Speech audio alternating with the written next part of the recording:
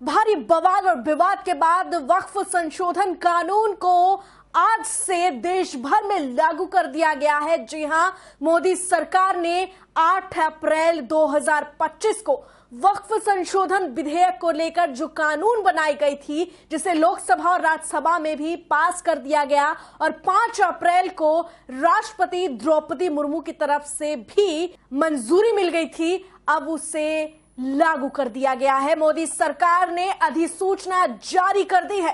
लेकिन इस खबर में आज हम आपको बताएंगे कि आखिर याचिकाकर्ताओं ने किस तरीके की मांग सुप्रीम कोर्ट में रखी है और बात करेंगे कि अब जब मोदी सरकार ने वक्फ संशोधन कानून को आज से लागू करने का फैसला किया है, तो इस बीच जो मोदी सरकार है उसने सुप्रीम कोर्ट की तरफ रुख क्यों किया है और आखिर उन्होंने सुप्रीम कोर्ट से क्या कुछ कह दिया। इस खबर में आपको बताएंगे कि आखिर वो लोग कौन हैं और उनका नाम भी हम बारी बारी से लेंगे और बताएंगे कि उनकी क्या मांग है। ये भी बताएंगे कि सुप्रीम कोर्ट याचिकाकर्ताओं की सुनवाई कब करेगी और केंद्र सरकार के बड़े कदम के बाद अब आगे विपक्ष के लिए कौन सी मुसीबत खड़ी होने वाली है। इस खबर में आपको सब बताएंगे, लेकिन उससे पहले आप सभी दर्शकों का स्वागत है HCN न्यूज में। मैं हूं आपके साथ रंजना उपाध्याय। वक्फ संशोधन विधेयक मणिपुर से लेकर पश्चिम बंगाल तक इस पर हंगामा मच रहा है। उत्तर प्रदेश के कई इलाकों में वक्फ संशोधन विधेयक को लेकर विरोध देखे जा रहे हैं, जबकि बिहार में भी वक्फ संशोधन विधेयक को लेकर बवाल मचा हुआ है।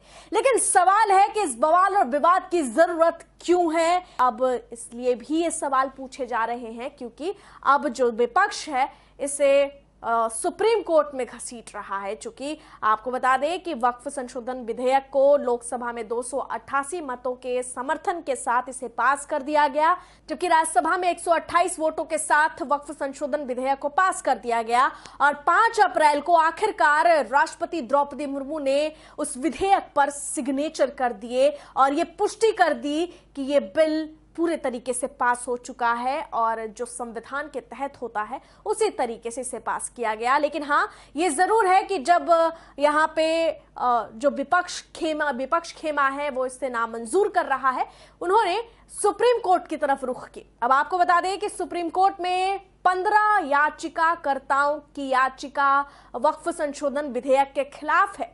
इस बीच मोदी सरकार ने एक बड़ा कदम उठाया है। हालांकि उससे पहले आपको बता दें कि जिन याचिकाकर्ताओं ने वक्फ संशोधन विधेयक को लेकर सुप्रीम कोर्ट में सुनवाई की मांग की है, इस पर बात करने की, चर्चा करने की बात की है, इस पर फैसला देने की बात की है, उसमें 15 अप्रैल को सुनवाई होगी। लेकिन इस बीच मोदी सरकार ने एक बड़ा मास्टर स्ट्रोक खेल दिया। जी हां, यहां वक्फ संशोधन अधिनियम को लेकर केंद्र सरकार ने सुप्रीम कोर्ट में कैविएट दाखिल की है। आपको बता दें कि केंद्र ने एक तरफा आदेश की आशंका से बचने के लिए ये कैविएट दाखिल की। बता दें कि सरकार ने सुप्रीम कोर्ट से वक्फ कानून को लेकर दाखिल याचिकाकर्ताओं पर उसका पक्ष सुने बिना आदेश न देने की मांग की है। गौरतलब है कि सुप्रीम कोर्ट में 7 अप्रैल को याचिकाकर्ताओं की तरफ से सीनियर एडवोकेट कपिल सिब्बल, अभिषेक मनु सिंघवी और निजाम पाशा ने सुप्रीम कोर्ट से जल्दी सुनवाई की मांग की थी, जिस पर कोर्ट ने सुनवाई का आश्वासन दिया था। हालांकि मुख्य न्यायाधीश संजीव खन्ना ने एडवोकेट कपिल सिब्बल से कहा था कि उन्हें अर्जेंट हियरिंग के लिए कोर्ट आने की जरूरत नहीं थी,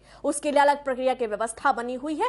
उन्होंने कहा कि लिस्टिंग और तत्काल सुनवाई के लिए अलग से प्रक्रिया बनी है, जिसका पालन होना चाहिए। वहीं सुप्रीम कोर्ट में मोदी सरकार ने कैविएट दाखिल की ताकि दोनों पक्षों को सुनकर सुप्रीम कोर्ट अपना फैसला सुनाए। लेकिन इस बीच 8 अप्रैल 2025 एक ऐतिहासिक दिन बन गया है, जहां वक्फ संशोधन विधेयक को लागू कर दिया गया है और इसी के साथ जो विवाद और बवाल मचा हुआ है उसको देखते हुए भी इस परिस्थिति को समझा जा सकता है कि जो मोदी सरकार है वो रुकने वाली नहीं है, थमने वाली नहीं है। बहरहाल आपको याचिकाकर्ताओं के नाम गिनवा देते हैं कि ये जो 15 याचिका सुप्रीम कोर्ट में वक्फ संशोधन विधेयक के खिलाफ गई है, उनमें याचिकाकर्ता कौन कौन है। बहरहाल पार्टियों के नाम ले तो कांग्रेस, आम आदमी पार्टी, इसके अलावा AIMIM, ये तमाम विपक्षी हैं जिन्होंने यहाँ पे वक्फ संशोधन विधेयक के खिलाफ याचिका दाखिल की है सुप्रीम कोर्ट में। इसमें असदुद्दीन ओवैसी हैं, कांग्रेस सांसद मोहम्मद जावेद हैं, आप विधायक Amanatullah Khan, Association for Protection of Civil rights,